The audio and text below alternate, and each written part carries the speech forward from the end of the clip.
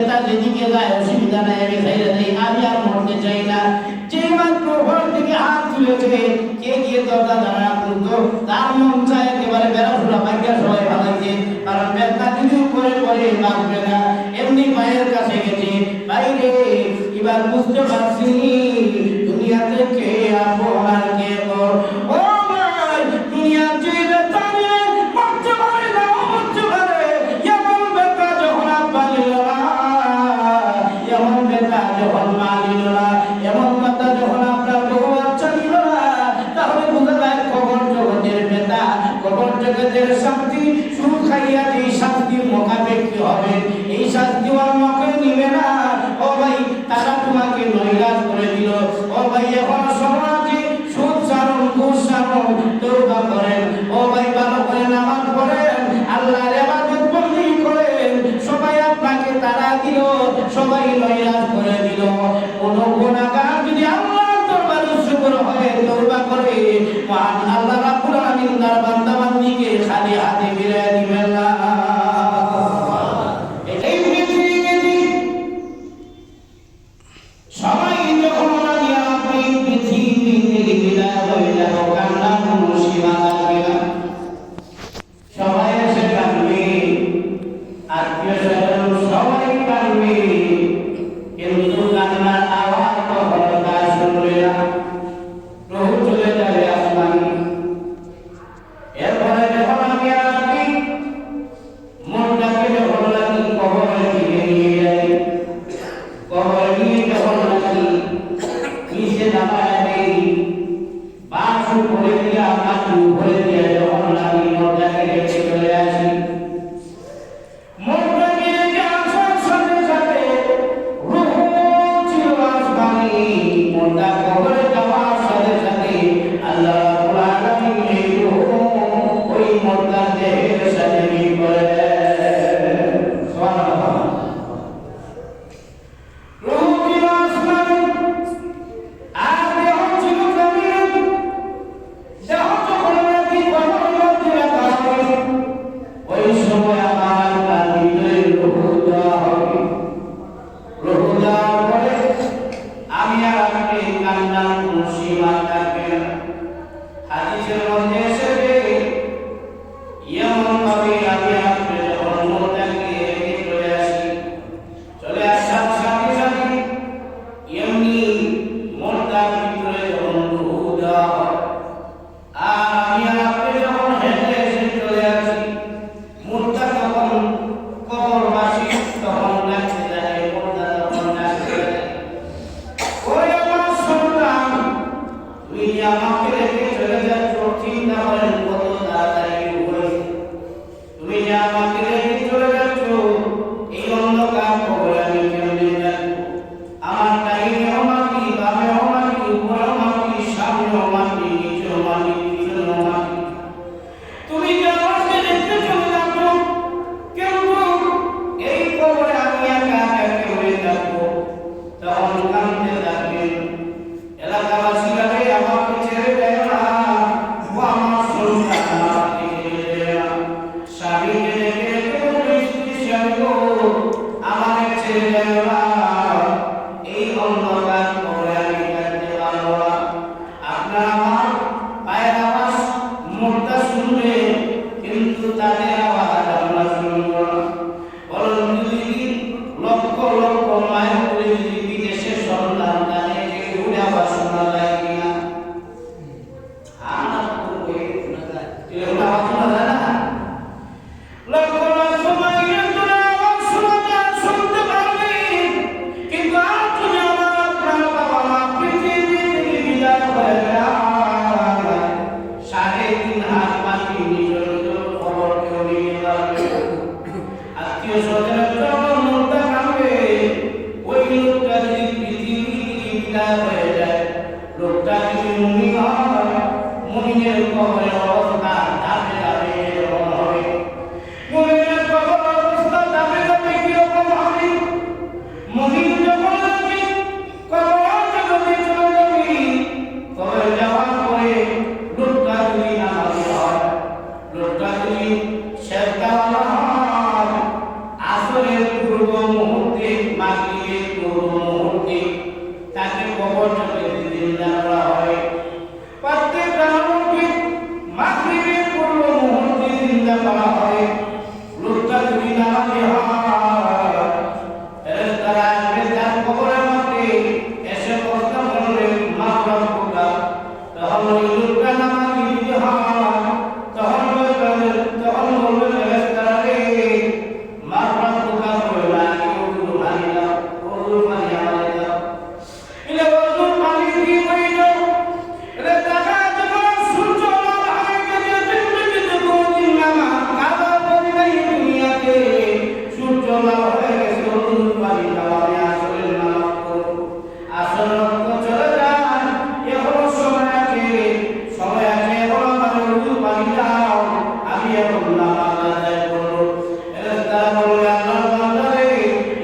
পেশাব করার জায়গা না, এটা দুনিয়ার জগৎ না, এটা হলো কবরের জগৎ।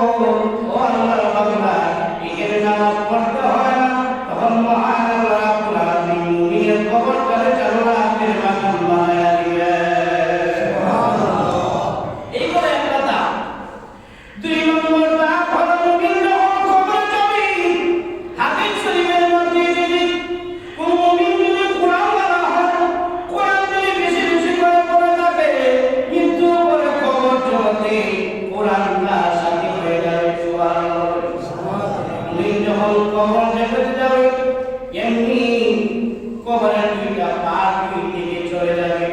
হাদিস শরীফের মধ্যে যদি আল্লাহ নবী বলেন, প্রত্যেকটা মানুষকে কবর এইভাবে চাপ দিবে।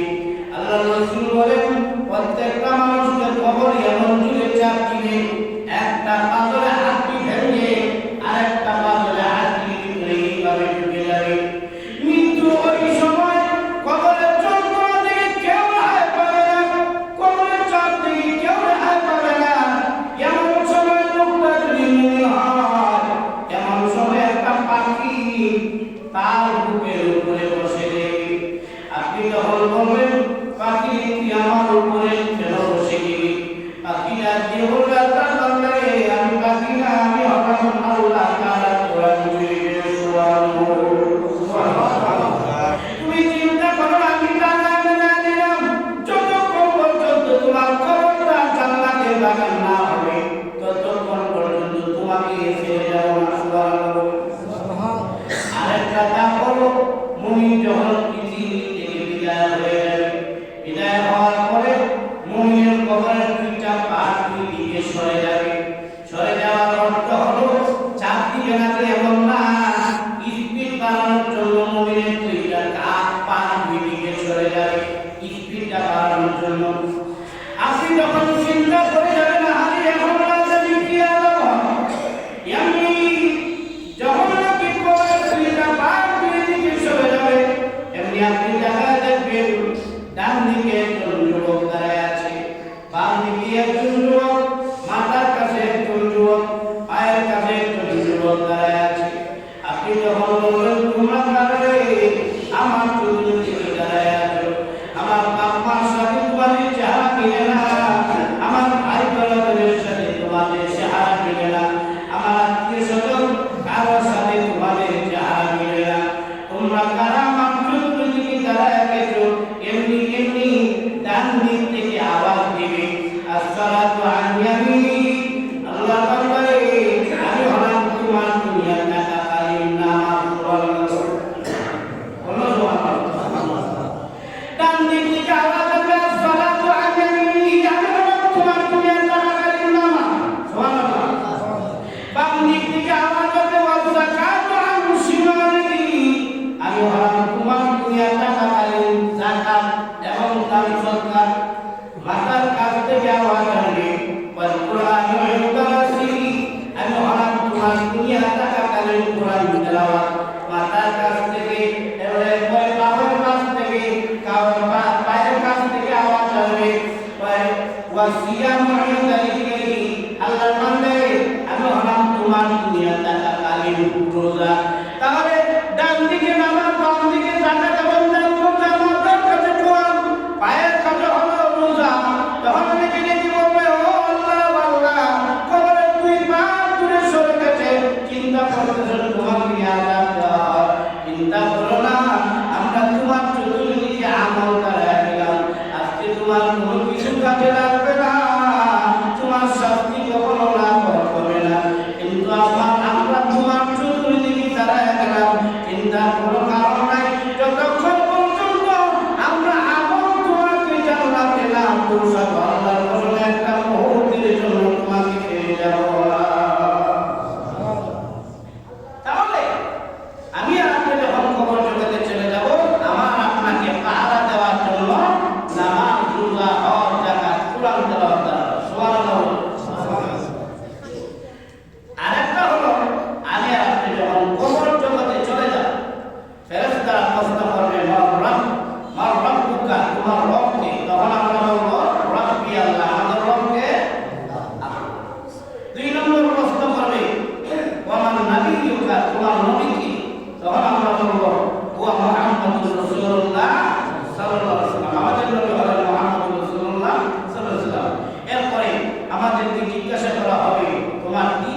তখন বলবো দিনিয়াল ইসলাম, আমার দিন হলো ইসলাম। তখন আল্লাহ লিখে লিখে বলবেন ফাইনালি ইউনাদি মিনাস সামা আন সাদাকা আবদি, সুবহানাল্লাহ। আল্লাহ বলবেন ও ফেরেশতারা, আমার বান্দা যা বলেছে সত্য বলেছে, ফাফিশু মিনাল জান্নাহ।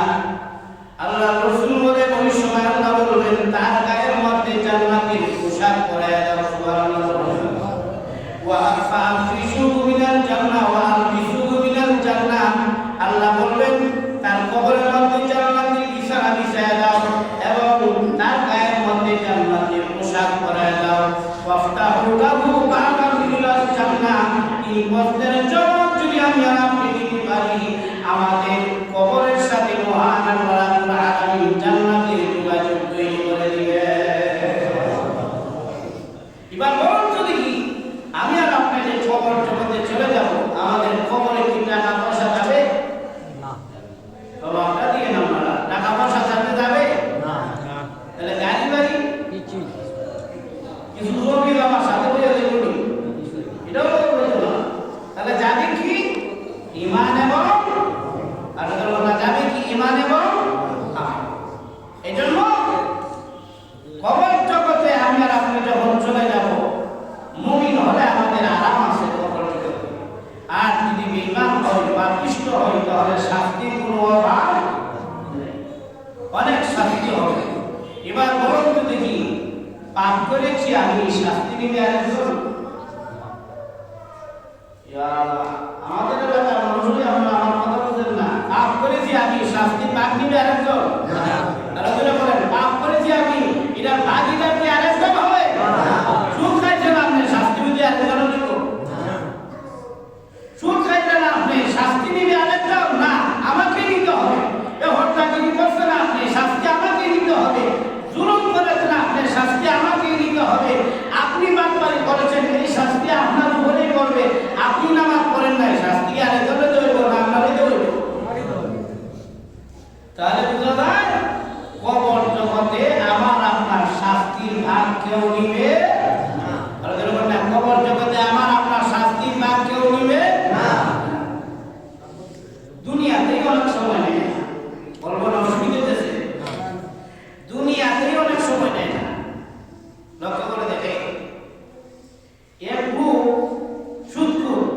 সুদকুর আমাদের এলাকায় আছে কি? সুদকুর আছে কি না? সুদ খাওয়া হারাম না হারাম? অনেকের কাছে তো ভালো জিনিস।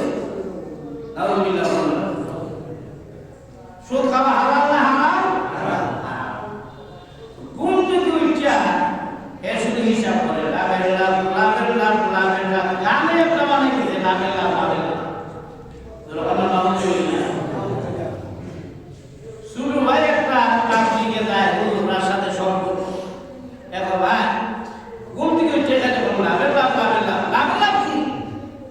দেহ না কত টাকা ঘুম থেকে উঠে হয়, শুধু টাকা আর টাকা। এগুলো কার জন্য করে? নিয়ে তো টাকা পয়সা সুদে খাই না, জমাইতেছেন কাজ লাগে। কার লাগে জমাই? আমার বাচ্চা কাচ্চার লাগে, আমার মা বাবার লাগে, আমার বউয়ের লাগে, সবার লাগে এগুলো জমাই।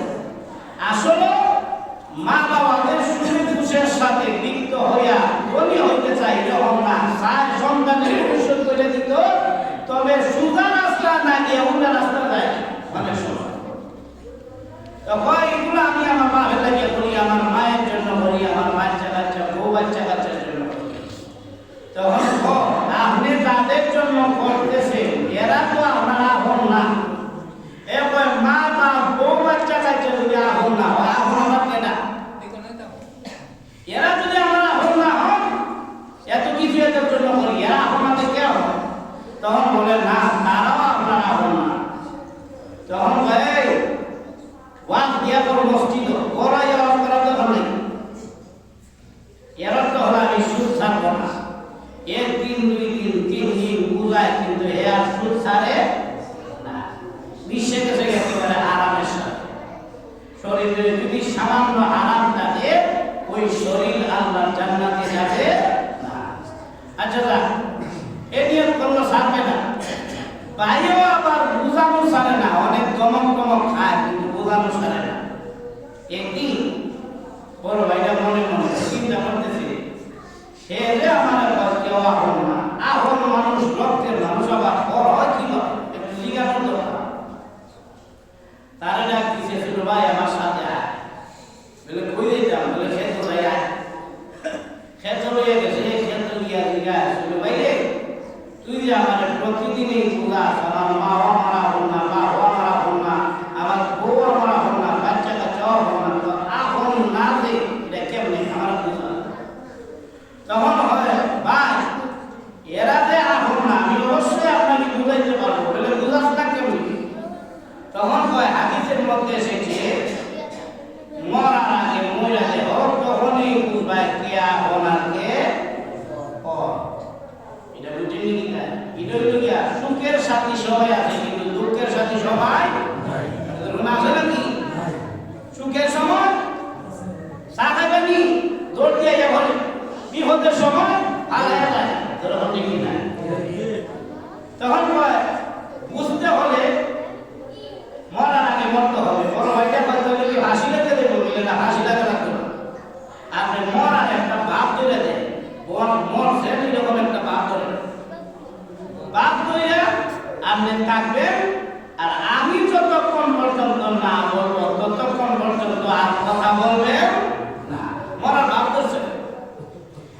এখন বড় ভাইটা ক্ষেতের আইনের মধ্যে হয়ে গেছে একেবারে সুজা, আর শুনু ভাইটা গামছা দিয়া বুঝিয়া কান্দ করে বাড়ি হয়ে গেছে। আর দিয়া হয় আমার বাইরে সাবান সাবান দেখাইছে, বিষ আছে ভিতরে। তখন সবাই একটা কান্নাকাটি শুরু করলো। অনেক ডাক্তার কবিরাজ অনেক কিছু দেখাইছে, আর কান্দে কান্দে নেই। কান্দে কি? বাবা কান্দে আল্লাহ সিরিয়াল তো আমার ছিল, আমার ছেলেটারে কেন নিলা?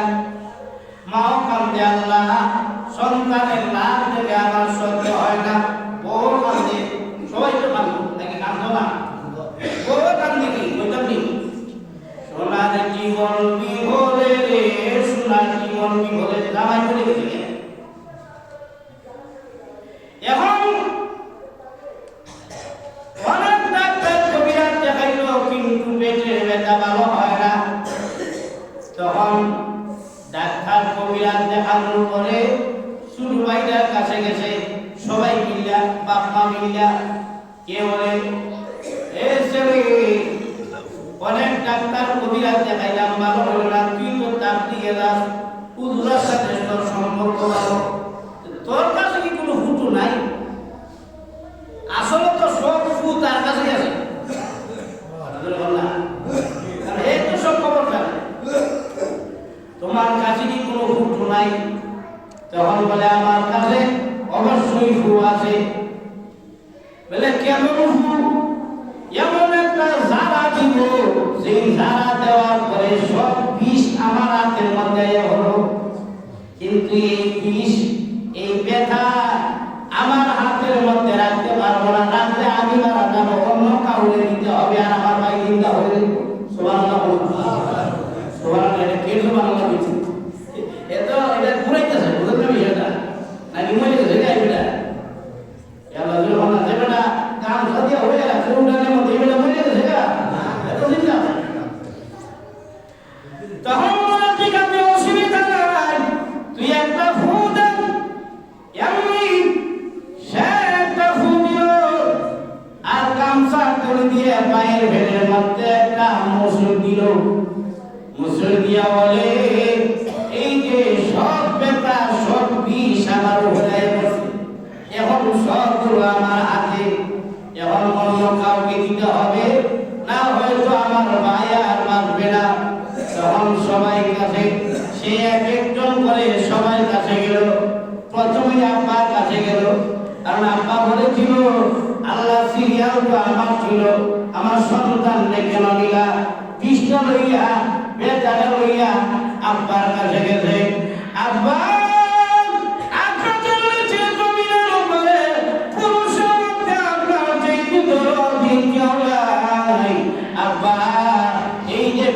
আমার হাতের মধ্যে এসে পড়েছে, আমার ভাই জিন্দা হয়ে যাবে, তবে বেচারা আপনাকে দিয়ে দিন। মরতে পারে না মরতে পারে, তবে বেচারা আপনার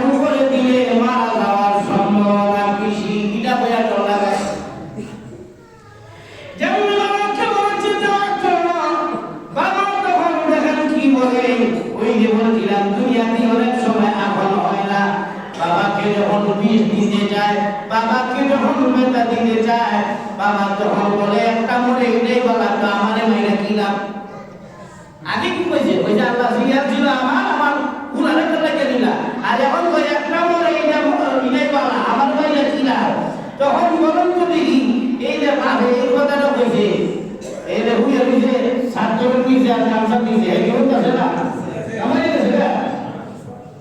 সেরামনি আগে বাবা আন্দোলন ছিল, সিরিয়ার বাবা ছিল, এখন দুই বেটা আলেনা, তাহলে বোঝা যায় এই বেটা নিয়ে মরতে পারে নাও মরতে পারে।